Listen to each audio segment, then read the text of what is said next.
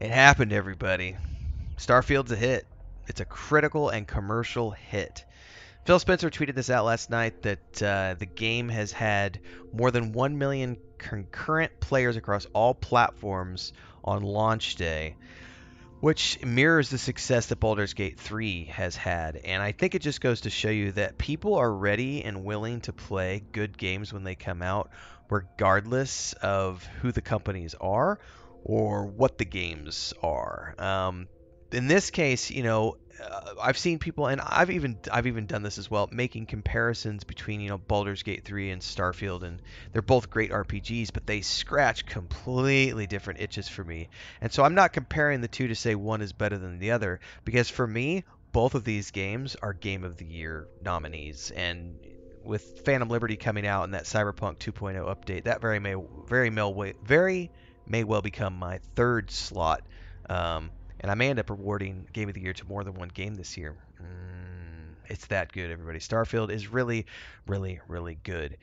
I'm playing it on the Series X. I've not had any major issues. I've seen some jank. There's absolutely been some jank. But guess what? Baldur's Gate 3 has had a ton of jank too. And yet we've still had a hell of a good time. No one is yelling about Larian Studios having a janky game. Everyone is celebrating the game despite the jank. And there's nothing wrong with that. When games are good, we're willing to, yes, cope. We are willing to cope with bugs and jankiness when a game is really, really good. And at its core, Starfield is a really great game. And Todd Howard has an interview that he just did the other day, which basically says people who are having issues on the PC, maybe those people need to start looking at upgrading some of their hardware. But it also comes down to when you're looking at the fact that there are millions of people playing this game, or more than a million.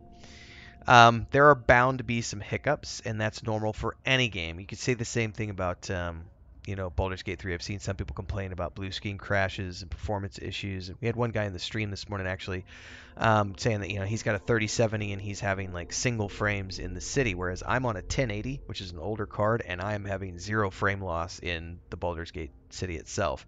But I'm playing Starfield on the Series X, and I am so happy with the Series X performance and everything I've seen from so far. The game looks great. I'm playing it in two different ways because when I play it to stream and when I'm doing video creation, I'm playing it here on my monitor, which is a 1080. But I have it connected to our smart TV, which is a 4K experience. And I'll tell you what, Starfield in 4K on the big screen is just breathtaking. And I will also say that if you haven't ever played Cyberpunk 2077 on the Series X, it's also a breathtaking experience as well. I feel like, I was a PlayStation owner for many years up until I got the Series X. I may end up getting a PS5 at some point down the road, but it's not a high priority for me because I have so much fun with Xbox Game Pass and all the things that I'm getting in terms of the ultimate from a content creator standpoint. I get a lot of material for the first impressions videos I do and stuff from the Game Pass games on PC and Xbox. So I'm very happy to see Xbox having a win. Because I'm not one console or the other. I think that it swings one way or the other depending on what version of, what platform we're on. This generation, it might be Xbox. Next generation, it might be PlayStation. This generation, it might be Nintendo. I think that the console wars are a very fun thing to participate in, and I've loved watching them unfold since the original consoles, back in the 80s.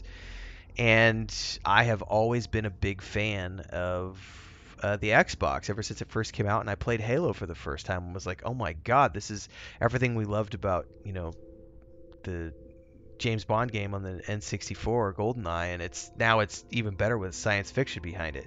So for me, one of the reasons that I'm happy to be one of the 1 million people playing Starfield is that it's just a damn good game. It's got all the classic Bethesda elements that I love in terms of the richness of the skill trees, which is something that not every game does. When I'm playing Baldur's Gate as an example, Baldur's Gate 3, it's very much a level-based system depending on your class. I'll bring myself back in focus there.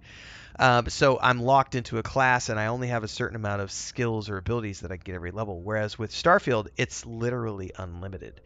I can keep going and just rank up every single skill in the game if I want to. And there are a ton of skills to be had within a lot of different skill trees. I think that I'm very satisfied with the character creator. The backgrounds were kind of, you know, class-based selections of skills. That was kind of interesting. The traits have been a lot of fun. I have wanted, as well as the kid one with your parents. And quick commercial break, everyone, to give a shout out to our first official guild officer, Bubalonia, as well as all of the guild champions, and of course all of the members who help keep me on the air full time. To join as a member, simply click that join button below and pick your tier, but you can also support with super chats on any live stream or premiere, or super thanks on any upload or YouTube short. Don't forget the Discord. Let's get back to the video. Also, the Neon City Street Rat one, which hasn't come into play a lot yet, but my wanted perk, my wanted trait, I should say, that's come into play a lot over my play sessions now. I'm like 40 hours into Starfield right now. It's been a pretty amazing experience so far, and apart from that, the crafting system is incredibly complex. I did a video about this the other day where I felt like overwhelmed by how complex the crafting is in Starfield, and overwhelmed in a good way because it is such an in-depth experience that requires you to sink a lot of time into it. And I've also loved watching Todd and Phil and other team members like Pete come out and say, when it comes to like space flight, like if you want to get the big badass ships, you've got to progress as a pilot. You got to start out as a tier 1 pilot and work your way to the tier 2 piloting, and then work your way to the tier 3 piloting. You're not going to be able to just jump in and fly a destroyer from the get-go. You've got to earn your right to get there, and I appreciate the fact that there is a grind in this game, but not a pointless grind. It is I need to get good at that thing in order to get the ultimate version of this, so I've got to go through the progression. On top of all of that, let's just put it this way. I'm 40 hours into my playthrough, and I've been live streaming most of that. I haven't touched any faction quests until I think I just did the first stage of the Crimson Fleet one, and I've done a couple stages of the Constellation one just to unlock Barrett as a companion. But other than that, my 40 hours have been exclusively spent, I should say, surveying planets, fighting pirates, doing mission board quests, playing Space Trucker, upgrading my ship, and leveling up my skills so that I can get weapon mods and higher ranks of piloting, higher ranks of thieving, higher ranks of lockpicking, higher ranks of persuasion and commerce, and all the things that are core to the character that I want to play. And I've seen some people are like, you should just hurry up and finish the main storyline to get to the new game plus. And I'm like, yeah, no, nah, fam, no thanks, brah. Like, I'm good with the way I'm playing the game, which the way I'm looking at it now, I'm probably going to end up getting a 200-hour plus experience out of my first playthrough. It may even be closer to 300. I've spent 10 hours just surveying a single planet, and I'm only at like 70% exploration for that planet. It's pretty mind-boggling how big this game is and how much stuff there is to do, because I've done so much and I still haven't gotten into like the crafting system too much, and I'm still leveling up to get to be able to make my weapon mods in the first place. I haven't touched outpost building. I've modified a ship, but I haven't built a ship from scratch. I haven't done any of the main storyline. I haven't done any of the side missions. I haven't done any of the faction missions.